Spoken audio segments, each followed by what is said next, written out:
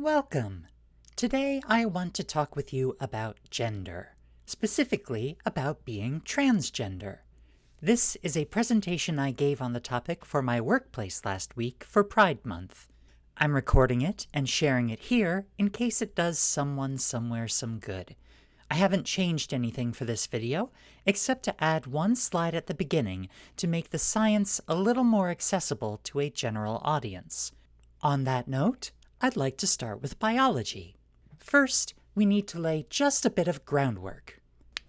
You've probably heard of DNA, often referred to as the blueprint for life. An organism's whole blueprint is called its genome. The genome is broken up into big chunks called chromosomes that get mixed and matched when forming offspring, and on each chromosome there are tons of individual coding regions called genes. A gene contains the instructions for making a certain protein through a process called transcription and translation. Proteins are the molecules that do most of the actual stuff cells need to do. Different cells, like skin cells, muscle cells, kidney cells, brain cells, do different things, so they need different proteins at different times. The thing is, every cell carries a copy of the whole genome, so how do they determine which genes to express? That's where transcription factors come in. Transcription factors are special regulatory proteins that turn certain genes on or off as needed. Now, let's talk about what that has to do with sex. The animal kingdom has evolved many very different strategies for sex determination. In humans and most other mammals, it begins in the embryonic gonad. When the gonad forms, it is bipotential, not yet differentiated into either a testis or ovary. In this state, its somatic cells express a balance of mutually inhibitory transcription factors, Wnt4 and FGF9. Now, as you might suspect, the fate of the gonad involves the sex chromosomes, X and Y. That's because of a single gene typically found on the Y chromosome, a transcription factor called SRY. SRY is expressed pretty much only in the gonad and only very transiently in humans to upregulate a related gene, SOX9. Once SOX9 reaches a critical threshold, it enters positive feedback loops with FGF9 and other factors, with the whole cascade resulting in the maturation of the gonad into a testis. Meanwhile, in the absence of SRY, Wnt4 eventually wins out, setting off its own cascade that results in the development of an ovary. This differentiation of the gonads, then, obviously has implications for reproduction, but more generally affects the balance of hormones that goes on to affect the rest of the body. So that's the standard picture. Now let's complicate things. This infographic was published in Scientific American in 2017. It details various intersex conditions and how they can arise. And here on the right, I've included the intersex pride flag. We see mechanisms at the level of chromosomes and individual genes, affecting hormone production and signaling, leading to effects visible at birth as well as during puberty. So we might wonder, what happens if an individual has an atypical configuration of sex chromosomes, or is mosaic? What if SRY is mutated or translocated? What about mutations to other genes? Like, what happens if the body is producing androgens like testosterone, but there's a mutation in AR, the gene for androgen receptor? And of course, we must recognize that even if one falls to either extreme of this infographic and experiences a quote-unquote typical development, humans still exhibit a huge amount of variation. My point in sharing all this is, well, because intersex people are an important part of our community, but also to impress upon you that biological sex is not just one simple thing. It is in many ways bimodal, but it is by no means binary. It is variable, and it is malleable. And that's just sex. Now, take that body, whatever its sexual differentiation, and integrate it with a massively complex human brain. Then, take that individual and incorporate them into a complex and evolving culture. Now, we're approaching something like gender. I also want to acknowledge sexual orientation, that is, what genders a person is attracted to. That's outside the scope of this presentation, but it's intersectional and obviously a huge part of Pride. Regarding gender, when you hear that gender is a social construct, this is something like what is meant. It's about so much more than just biology and anatomy.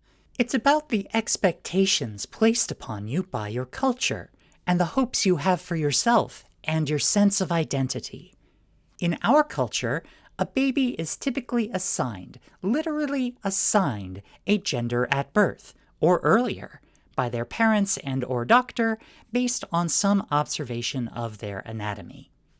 If, as that baby becomes a person, they find their gender agrees with what they were assigned at birth, then we say that person is cisgender, or cis. On the other hand, if their gender differs from what they were assigned at birth, then they are transgender, or trans. The prefixes are Latin. Cis is same side, trans is other side, same as we use in chemistry, for instance. These are general definitions, but a good baseline. Ultimately, gender is a complex thing that manifests in many different ways. Everyone has their own relationship with it. As just one example, here's a bit about mine. I am trans feminine specifically. I was assigned male at birth and have since been transing in a more feminine direction. That doesn't mean I fit neatly into the woman category, though. I am non-binary, as well as gender fluid. I personally wholeheartedly embrace the queer label, and I identify as a tomboy and a lesbian, which might not be genders depending on who you ask, but they sure say something about my gender, don't they? Some people, trying to discredit us as a fad or a social contagion, put forth this false notion that transgenderism is a recent phenomenon, but that couldn't be further from the truth.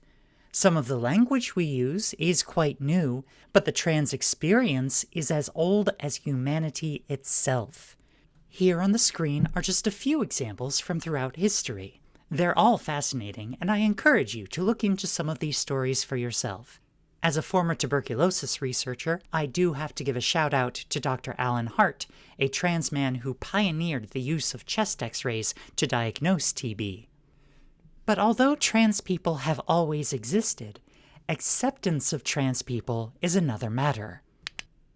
Entering the 20th century, building upon advances in science and philosophy, we see the founding of the Institut für Sexualwissenschaft in Berlin in 1919. This was the world's first research institute dedicated to the study of sex, gender, and sexuality, and was a worldwide hub for LGBT advocacy. It lasted until May of 1933. When the newly empowered Nazi Party raided it and burned the contents of its library. If you've ever seen a photograph of a Nazi book burning, chances are extremely good it was taken of this very event. They didn't just burn books either. They burned research papers, patient records, and collections of queer art. It was a massive setback for LGBT rights and scholarship. And of course, things in Germany got a lot worse before they got any better. But moving on, I'm not going to cover the whole history of the civil rights movement. I will mention the Stonewall Uprising, which you've probably heard of. It's a major reason why we celebrate Pride Month today. Also, 3 years prior, there was a similar riot at Compton's Cafeteria in San Francisco. But I want to focus on where things stand today.